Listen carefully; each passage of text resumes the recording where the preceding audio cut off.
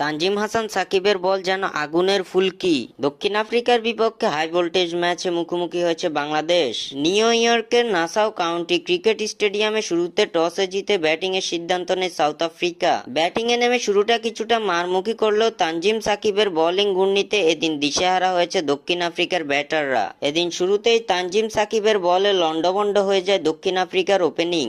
নিজের করা প্রথম ওভারেই সাউথ আফ্রিকার রেজা হেন্ড্রিক্সকে এলবিডব্লিউর ফাঁদে ফেলে আউট করে সাজঘরে ফেরান তানজিম হাসান সাকিব। সাকিবের বল বুঝতে না পেরে প্রথম বলেই এলবিডব্লিউর ফাঁদে পড়ে আউট হয়ে গোল্ডেন ডাক মারেন রেজা হেন্ড্রিক্স। এরপর বাংলাদেশকে চোখ রাঙানো কুইন্টন ডিকককেও প্যাভিলিয়নের পথ দেখান সাকিব। নিজের দ্বিতীয় ওভার করতে এসেই তুলে নেন 4 ছক্কা হাঁকানো কুইন্টন ডিকককে। দক্ষিণ আফ্রিকার দলীয় 19 রানে তানজিম হাসান সাকিবের বলে কুইন্টন ডিকক আউট হন বোল্ড হয়ে। 11 বলে 2 ছক্কা 1-4-এ 18 রান করেন ডিকক।